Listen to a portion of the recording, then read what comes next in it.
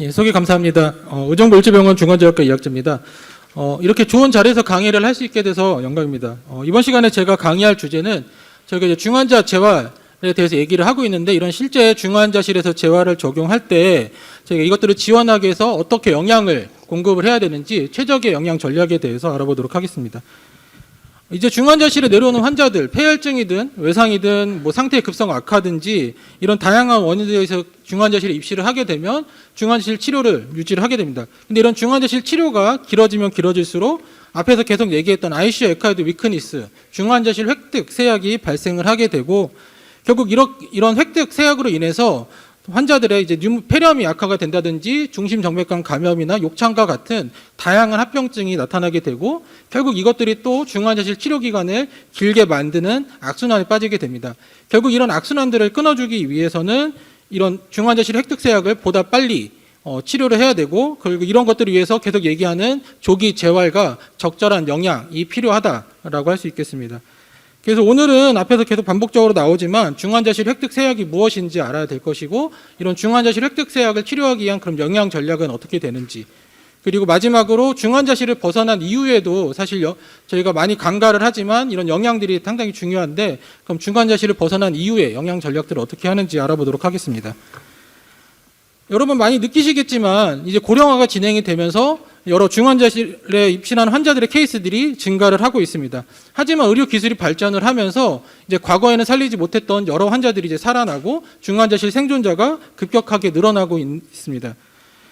그러면서 이런 중환자실에서 생존한 환자들에 대한 관심도 많이 증가를 하고 있는 게 사실입니다. 사실 과거에는 어떻게든 중환자실에서 살려서 내보내게 하는 게 다였다고 한다면 2000년대 초반부터는 이런 중환자실에서 생존한 환자들의 예후에 대해서도 보다 관심들이 많이 늘어나기 시작하였습니다.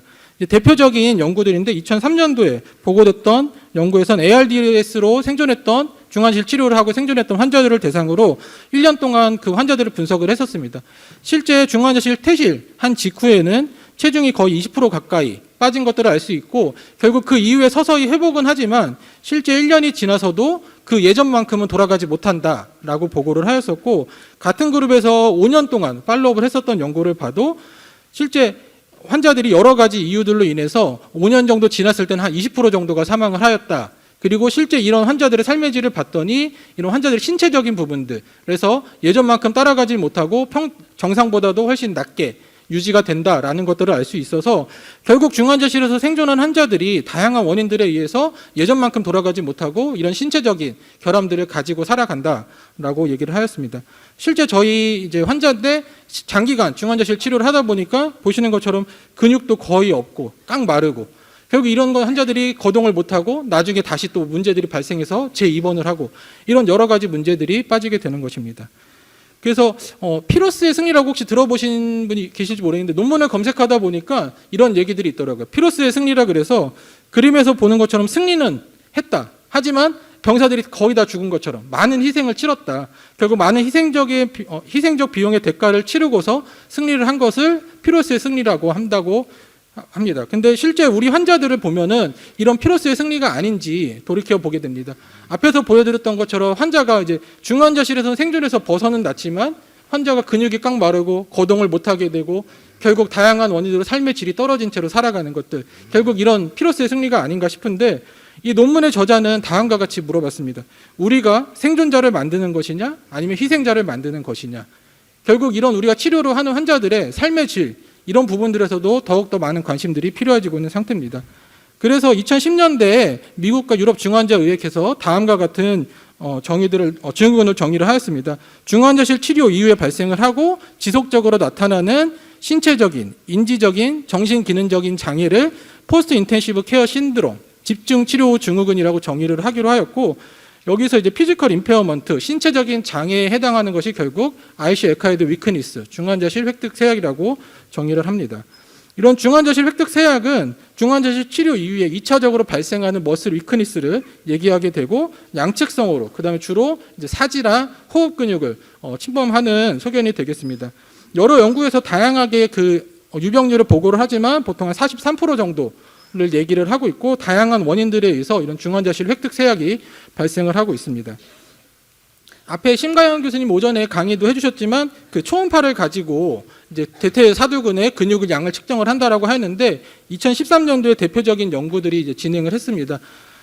인공호흡기 치료가 일주일 이상 필요한 환자에서 1일째, 3일째, 7일째, 10일째 이렇게 초음파로 대퇴사두근의 근육량을 측정을 했었더니 입실 초기부터 급격하게 이렇게 근육량이 줄어드는 것을 알 수 있고 거의 열흘이 지났을 때는 17.7%의 근육량이 감소를 하였다라고 보고를 하였고 일주일째 이제 그 근육에서 조직 검사를 시행을 했었을 때 근육의 괴사 소견과 염증 소견들이 보였었고 환자의 장기 부전들이 여러 가지가 동반이 될수록 이런 근 감소가 더 심하였다라고 보고를 하여서 실제 우리 환자들이 근육 감소가 초기부터 심하게 발생을 하는구나라고 얘기를 하였었고 앞에 강의에서도 나왔지만 이런 앞에 연구를 포함해서 대규모 메타 연구들을 진행을 하였을 때 ICU 에카드 위크니스 유병률이 한 48% 정도로 보고가 됐고 앞의 결과와 마찬가지로 입실 초기부터 급격하게 이런 근육의 감소들이 보이고 있다. 그래서 하루에 1.75%씩 감소를 한다라고 보고를 하여서 앞에 얘기했던 조기 재활의 근거들로 제시를 하고 있었습니다.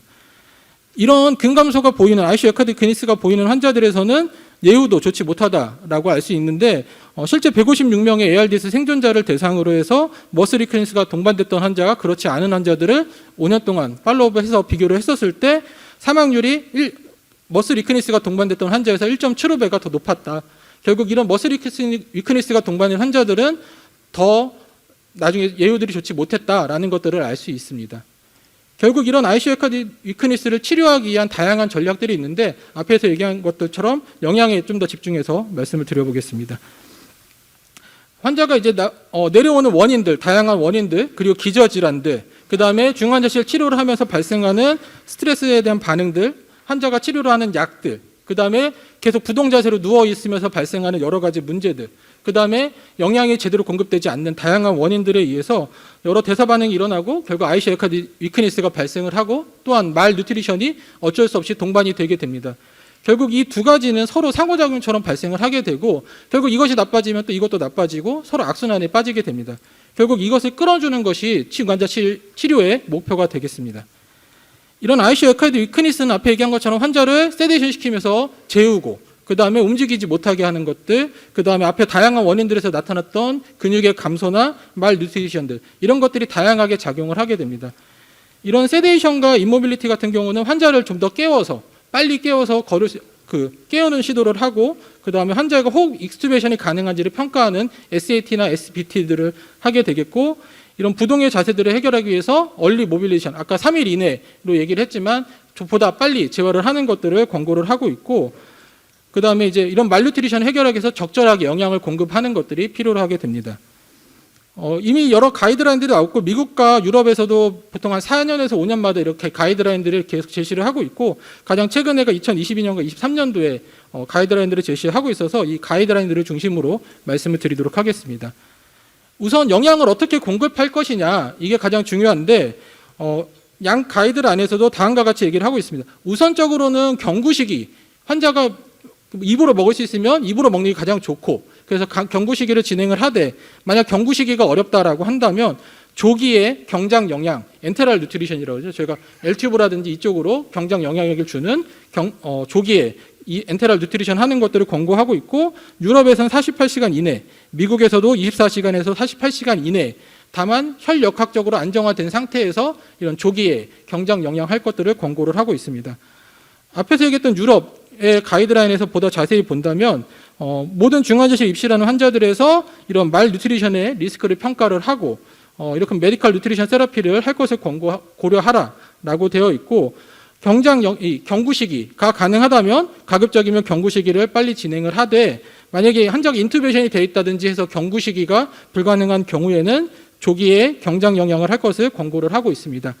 만약에 경장 영양이 어려운 상태에서는 환자 영양 상태에 따라 달라지게 되는데 환자의 말 뉴트리션이 심한 경우에는 보다 빨리 정맥 영양, TPN을 줄 것들을 권고를 하고 있고 만약에 그렇지 않다, 환자의 영양 상태가 괜찮았다라고 한다면 굳이 빨리 PN을 달지는 말고 보다 경과 관찰을 하고 가급적이면 엔테랄 뉴트리션은 빨리 시행을 하라라고 정의를 할 수 있겠습니다.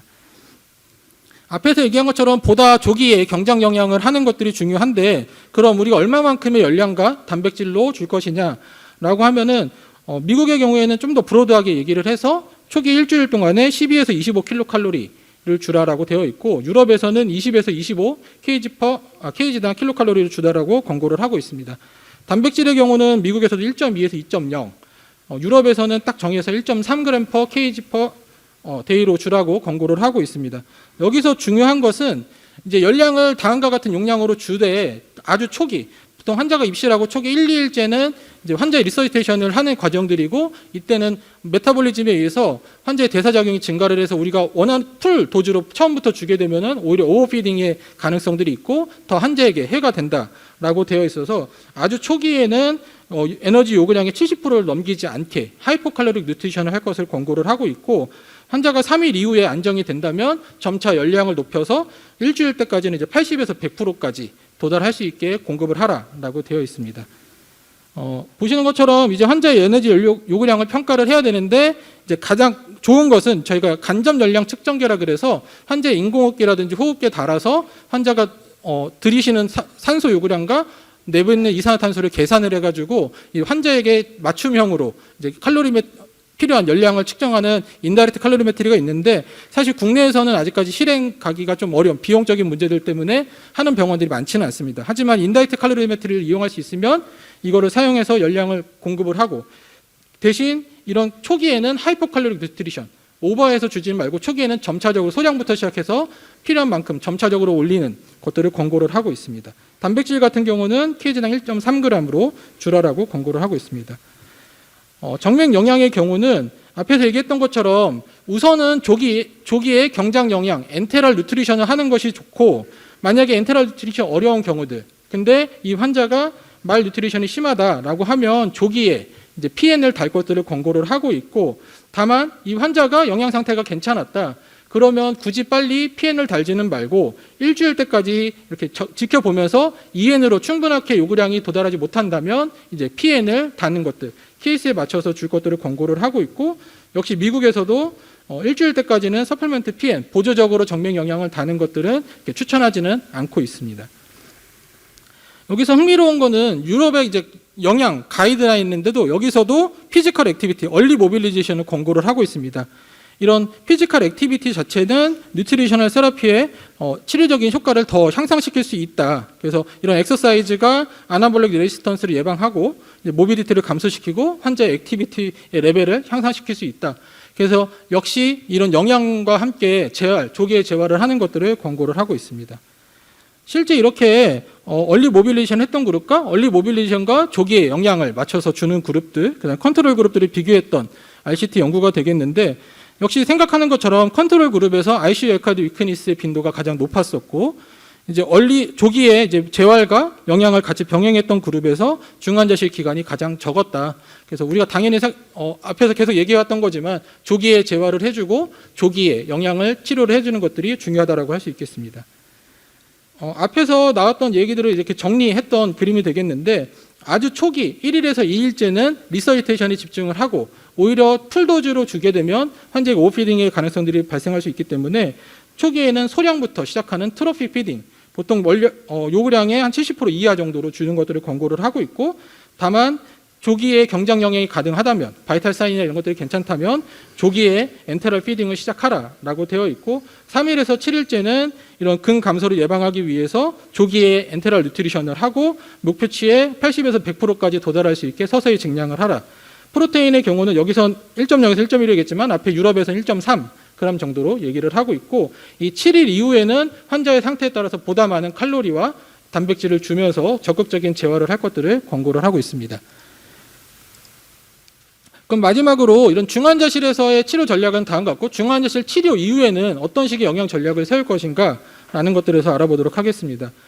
저희가 중환자실에서 이렇게 벗어난 이후에서도 영양의 공급이 잘 되지 못하는 경우들이 많고, 환자가 우선 중환자실 퇴원해서 올라갔는데 환자는 이제 입맛이 떨어져서 잘 먹지를 못하고, 그 다음에 연화장애가 있어서 계속 먹으면 사례가 걸린다든지, 환자가 또 우울증이 있어가지고 잘 안 먹으려고 하고, 또는 이제 중환자실에서는 간호사님들이 많아가지고 잘 챙겨줬는데 병동 올라가니까 그런 관심들이 떨어지게 되고, 이런 다양한 원인들에 의해서 환자에게 적절한 영양이 공급되지 못하게 됩니다. 제가 그래서 가장 생각했던 것들은 다음에 영양들이 있었는데, 이제 보통 중환자실에 있을 때는 제가 피딩 튜브를 통해서 아까 얘기했던 엔테랄 피딩, 경장 영양을 하게 되죠. 근데 저희가 보통 익스튜베이션을 하고 나면 환자에게 입으로 먹으라고 이 피딩 튜브도 같이 빼고 입으로 먹으라고 시키게 됩니다. 근데 실제 이렇게 입으로 먹는 전환하는 것들이 바로 진행이 되게 되면 실제 원하는 만큼의 열량들이 공급이 되지 못하는 경우가 훨씬 많습니다. 또 이제 중환자실에서 봤던 간호사의 비율과 병동에서 보는 간호사의 비율이 다르고 그만큼의 관심들이 떨어지게 되고 이제 병동에서 보는 이제 스태프들의 이런 영양에 대한 중요성들 이런 것들이 떨어지니까 중환자실에서 금방 올라오면은 얼마 있어서 바로 퇴원한다든지 전원을 가고 이런 여러 가지 문제들이 발생을 해서 오히려 환자는 병동에 올라가서 더 말뉴트리션에 빠질 수 있게 됩니다. 실제 환자가 익스튜베이션을 하고 그럼 얼마큼 열량이 공급이 됐느냐 이렇게 봤던 연구에서는 이 파란색이 칼로리가 되는데 환자들이 거의 50% 정도밖에 공급이 되지 못하고 단백질은 30% 정도밖에 공급이 되지 못한다라고 하였습니다. 이처럼 환자들이 병동에서 이렇게 열량이 더 오히려 공급되지 못하는 여러 가지 문제들이 있는데 그 어떤 식의 전략 전략을 세울 것이냐 제가 간단히 정리한 거는 칼로리는 적절하게 주되 프로테인, 단백질은 좀 더 높게 주는 것들이 필요하고 조기에 피딩 튜브를 빼는 것들은 피하라. 그 다음에 필요하다면 저희가 경구 영양 음료라 그래서 ONS를 같이 필요하면 공급하라 라고 할 수 있겠습니다.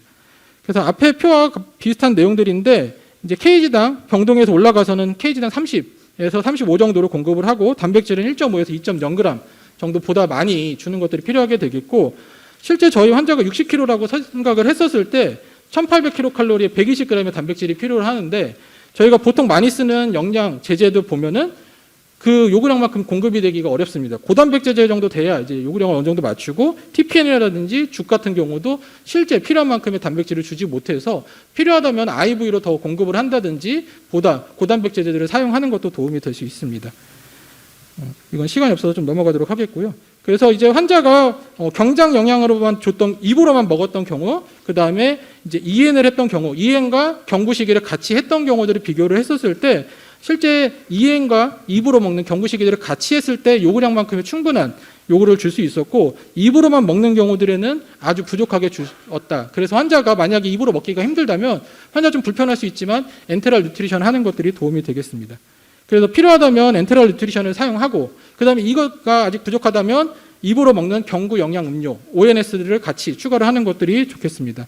실제 이런 ONS에 대해서 줬었을 때 환자의 하스피탈 데이가 더 줄어들었고 코스트적인 이펙트도 있었다. 그래서 최근에는 이런 경구 영양 음료 ONS를 많이 사용을 하고 있습니다. 그래서 이런 ICU 에카드 위크니스를 예방하기 위해선 적절한 뉴트리션과 조기의 재활들이 필요하게 되겠고 보다 빨리 피딩 튜브를 제거하는 것보다는 필요하다면 병동에 올라서도 엔테랄 뉴트리션을 하고 ONS들을 사용하고 필요하다면 여러분 각 병원 NST의 도움들을 받아서 환자를 치료하는 것이 좋겠습니다. 예, 경청해 주셔서 감사합니다.